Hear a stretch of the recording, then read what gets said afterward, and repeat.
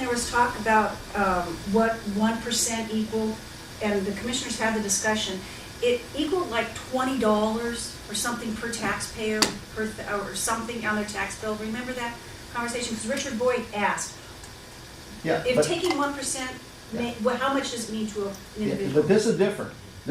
Remember the example I used before, Donna? If when it's all settled out and the courts finally, or whoever finally says, you know, it is these revenues, and we hold you to, in 2009, in your worst year, including interest maybe, you got 10 million in revenues. And next year you get 11 million. Well, that 1 million is a whole lot different than a percentage. If property taxes are for the county, if your property taxes for the county at $1.80 per thousand about are 7 million bucks, that's 1/7. That's a 13%. This could be a significant reduction from the property tax standpoint, and how significant it is dependent on how significantly we triple you going forward on your ability to provide services. That's a wash either way. And if the timing of this is so awful, if 2007 had been selected as the year, given our revenues from 2007 versus 2008, that would have been okay. But 2007 was a great year compared to 2009. What's killing us, yes, you're right, the 10% on sales tax. But what's killing us is the interest and timber tax. Our timber tax, third quarter distribution for all property, for all taxing districts was $83,000 under timber, both public and private tax. A year ago, it was $230,000, and in 2007, in third quarter, this is third quarter alone, it was $483,000. And now you're at 83. So it's just the year is so bad. And as Philip has told you, is that even though in other years as you go forward, if you hit one more downturn that's worse, you get trapped there because it's the previous year's revenues. And that's what's so frightening about the potential on the ability to provide services to folks. And that's why this is, for the first time, I split with Iman's proponents. I get 695, and I get 747. I get it. The 1033, I have to step away and say, no, you guys, no, this is not right.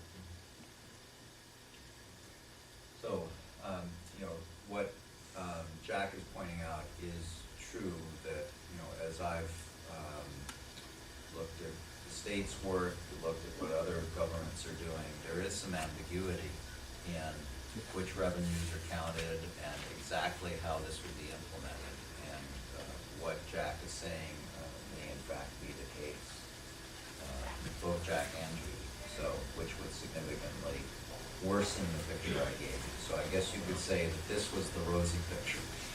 Yeah. We'll have to be careful because we don't want to be in a position where we make a mistake and then have to pay things back. Right. Ann, I know part of what the discussion that you've asked with all elected officials and department heads are any anticipated revenue growth, unanticipated revenue growth, and you know, so we're looking at that. The number you have as your base 2009, do you think that is that based on any additions or subtractions from The base 2009 or 10? 9? Where you thought we would be? Right. Because that has to do with fund balance. And are you getting any feedback from departments yet? Oh, I haven't heard anything back from departments as far as new revenues, but what happened in my earlier projections for 2010, I figured all the departments, aside from the treasurer, would be sort of flat for from 2009 to 2010. Well, that didn't happen. What happened was that it decreased about $400,000, just the departmental revenues alone. And so that really put us, you know, in a worse position than we were. And I'm thinking that maybe grants haven't been approved, you know, so that they're not putting them in their budgets. I mean, I'm hoping that's the case, but just the flat picture from 9 to 10 for departments did not. Well, you know, as an elected official, with what you're asking us, you know, and making significant cuts in my office, we did it last year, we're doing it again this year. I'm just so afraid then if I have to come up with another 3 to 5% cuts because Initiative 1033 passes, it's daunting. Well, and as you recall, you know, our plan was to try and do the bulk of the cuts in this year, for 2010. With Initiative 1033, we may have to revise that and say, well, we can't possibly do it all in 1 year. You know, we might have to spread it out over a couple of years. But the plan, you know, this was based on our plan to really try and get things in line. in the I'm period not of 1 sure year. you can pull that off, Annie, because remember, if it passes, now the first thing you want to tell voters as an elected official is that if you vote for 1033 and then you get your property taxes in 2010, there's not going to be a reduction in 2010. Okay, a lot of people are going to say, this says a property tax reduction. I vote for this, I can expect lower property taxes in 2010. That's not true. Everybody agrees to this, okay? It's 2011 is the first year that property taxes get reduced.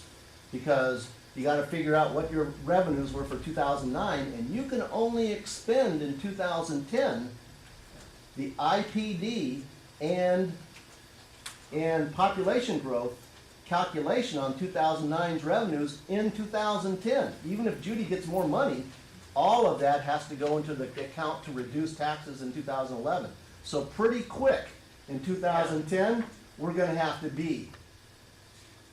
And my guess is, guys, you know, we can have all this work study session that we wanna talk about and stuff, but the reality is that these ballots are going out in what, a week? Tomorrow.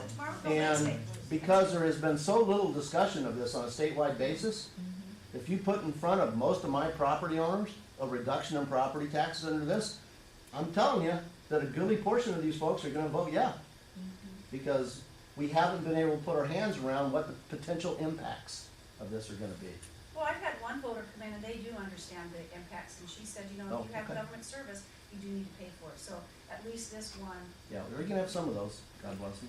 Well, and one other thing, you know, in reading through the initiative is that you can, which was part of our plan and may not be good under 1033, you can use reserves if they're Sure. not mandatory reserves. Yeah, oh, And that was a big part of our plan for the coming years is to, you know, start using those and then start rebounding.